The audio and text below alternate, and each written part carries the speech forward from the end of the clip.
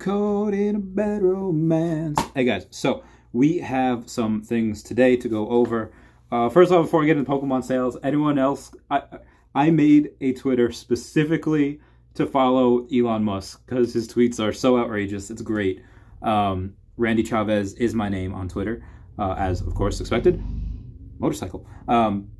Anyway, if I talk about Tesla a lot. If you buy Tesla, it's for the long game. I bought 2 more shares the other day because it obviously after the earnings call went up to like 880, went down to like 768. After 2 days I bought a share. During his Twitter rant, it went down to like 708. I bought another share. Went down to 684. I didn't buy one there because I didn't have the money at the time. So I was just like, went to my landlord like, listen, this is I already paid for May. Like, this is June's rent. But if this goes down to 750, I'm taking, or 650, I'm taking this rent back. Because that's something that is like I said, it's for the long haul. If you want to buy Tesla, make sure you yourself are you're not like day trading. That's not really something you want to trade because it's very volatile. It's, if you buy on the way down, that's great. That's just something. What is with all these text messages? Something that I will not sell. Anyway, getting into some data. We had a Dark Vileplume, first edition PSA 9, sell for $102. A Dark Slowbro, first edition PSA 9, selling for $97. Rocket Set is looking good. Excuse me. Alakazam, Gold Star, another Gold Star. I told you I'd be getting into this. This is a PSA 9 that sold for $453. We can make our guess that the Gold Star Alakazam PSA 10 would sell for minimum about $1,500, but most likely $2K, maybe even $3K. We don't know. Or I don't know at this point. We had a Magnemite from Neo Discovery, first edition, PSA 10, sell for $151. Beautiful card. Giovanni's Gyarados is unlimited, so it's not a first edition. However, it was a PSA 10, sold for $200. I think that Giovanni's Gyarados is minimum. The first edition is going to be minimum $600, upper end to be $1,000. Again, we haven't seen a 10 sell in a while. Dragonite, first edition PSA 8 from the Fossil set, that sold for $246. I know we've seen a lot of growth with the 9, going from about $230, $250, hovered there for a little while, shot up to $330, $350. I think the most recent one was $365. So it's $246.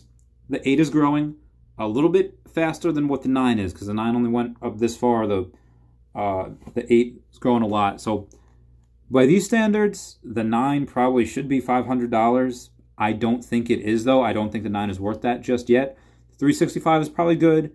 The 8, someone probably just like, you know what, it's a good card. Maybe they want it for a binder set, or maybe they wanted it for the fact that they know it's going to go up. And maybe they were early. I think they were early to the game. I don't think the 8 is worth $246 just yet. Maybe they bought it because they know it's going to go up, because we've seen growth with the 9 and think, you know what, I'm just going to get this while I can right now. I'll save $100. I don't get the 9, but still a beautiful card. Save $100, and even if someone else buys 200, 220, 230, the next couple of auctions, at least he has it guaranteed. Because who knows? Maybe he sets a precedent.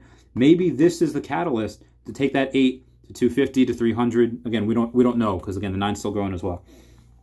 That's the other thing. If you see something at auction, and let's say the listing's ending at like 250, and then the other ones that are listed on eBay for that grade, that set, let's say it's like $400. You're just like, listen, I'll bite the bullet on this one. You got to, an SM Pratism is where's the cheaper option. So that's what you got to do with that. And that's where I got my other first edition Dark for Alligator from Neo Destiny. I saw that the other one that I told you guys was like 700 something. I was going to buy it, forgot about it. And then thank God I did, because someone else posted theirs for like 480. I was like, oh, buy. Again, where's the cheaper? If you can find something cheaper, by all means get that, unless it is lower quality. I bought a Sabrina's Alakazam the other day, first edition PSA 10, for $400. I saw another one show up this morning for $399. Go and I look at it. I was like, I don't have the money for this, but I'm going to look at it. And what I saw was that the front was great. Most of the back was great. But on the bottom left of the back card, little chunk of whitening. I think that should have given it the 9. So I don't know. Maybe it was an older version, and maybe it was not as strict. But I think that should have gotten a 9. So I wouldn't pay $400 for that. If it was a 9, I would pay the going 9 rate because that's a great card. But if it didn't have that nick in the back, again, bottom left corner, I just farted. I would definitely have bought that for 400. So moving past that, after Dragon, we had a Misty's Golduck, unlimited, but it was a PSA 10. And the reason why I'm saying is unlimited because this is the only 10 that I've seen. Those things are extraordinarily hard to grade. First edition or unlimited, they're both very, very hard to grade. I think there's less than 20 of these in the unlimited version, PSA 10, sold for $11.28. Again, that one that's still listed out there for $5,000, and if I get my wire in the next 2 weeks, I'm hecking buying it because I need to. After that, while we're on the subject of Gym Challenge, there is why I need that. I have every single card except for Sabrina's Abra, number 94, I think, the one where Abra's next to a tree. That's a common card. I'd pay minimum $100 for that card. But that Misty's Golduck, because there's less than 50 of them, anything less than 50 versus PSA 10 holo, it just not god tier rarity, but it is. That's why they're getting 4 figures. It's almost a 5-figure card. It's almost halfway there.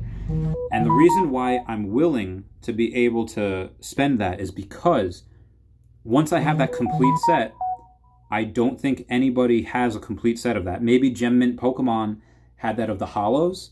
And I know the holo, like a few months ago, all the holos sold for like $8,000. And I was like, that is stupid undervalued. So if I get the whole set, there's 132 cards in that set. It's a very large set. I'll be the first person to ever get it, I think.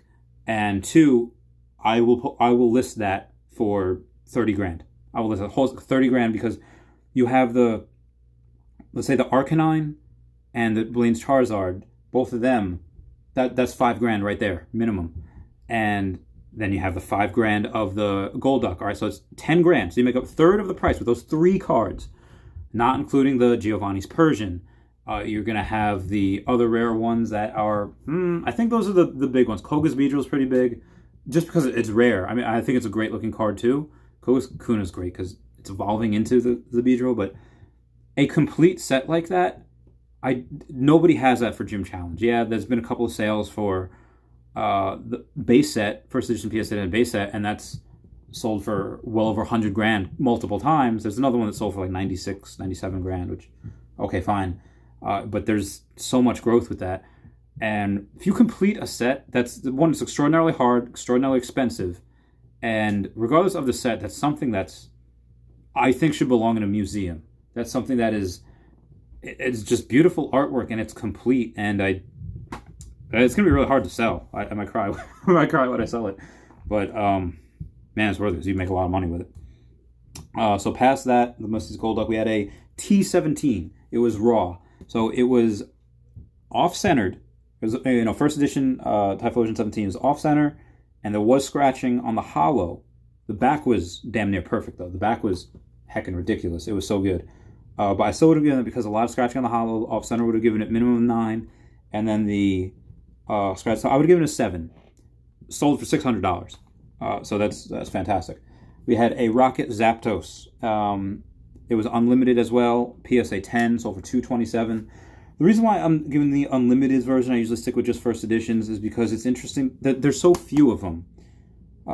Because I think back in the day, people were just like, I'm not going to grade the unlimited. Nobody wants the unlimited, but people do. They're paying hundreds, sometimes Misty's Golduck, thousands of dollars for these cards. So I myself have been sleeping on these. Maybe I'll get into them. Maybe I won't. We had a Sabrina's Alakazam, also unlimited, PSA 10. That was $182 it sold for. Umbreon, Neo Discovery, first edition, PSA 9, $667. I don't know how many PSA 10 copies there are. I don't know what the last one sold for. Based on this, minimum $2,000. I would say probably into $3,000 to $4,000 range. Maybe even close to $5,000, because we do that 5 to 8 times. And the bids on this were $667 and $657. And then the third and fourth bid, they were $500 each. So maybe it was just these two jacking up the price. Maybe the other ones would have bid higher if these ones hadn't. I don't know. We also forgot to write the Pokemon. I just see Neo Discovery first edition PSA 9. Something sold for $51. I don't know what it was.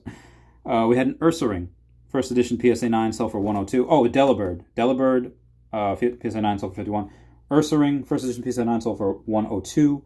Then we had a Dark Feraligatr, first edition PSA 9, sell for $253. There's an auction right now, it should be ending any second, that has a Dark Ursaring, or no, I'm sorry, a Dark Feraligatr, and it's a BGS 9, and all the subgrades are 9 except for one, which is a 9.5, which I think got the surface, so I think that's worth it. I just didn't get it, I just don't have the money right now.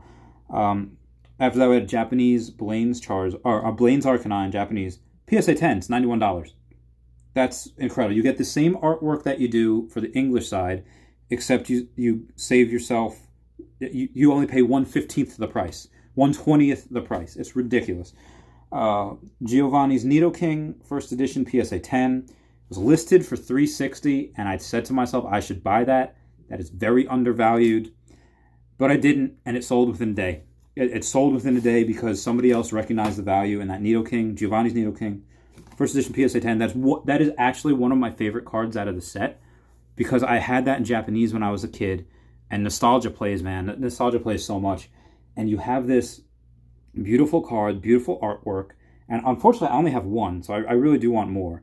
But there's less than 200 PSA 10 copies. There's like 157, something like that. But it's just a beautiful card, and it's just intense. And Nidoking is so badass. It's grass, and it's ground, and it's poison. It can learn Earthquake. It is such a versatile Pokemon. That's why Giovanni has it. Yes, it's incredibly strong. That's why Gary Oak has it. It is incredibly strong. It can learn Surf. So anything that it's weak against other types of ground Pokemon, teach it Surf. Boom, done. It is weak against fire Pokemon. Or no, it's not weak against fire. Or in the games that I think it is. I'm not sure if it is in the card game. But it can learn Earthquake. It can learn Ice Beam. It can learn Thunderbolt. It can learn Ice Punch. I think it can learn Fissure. Horn Drill.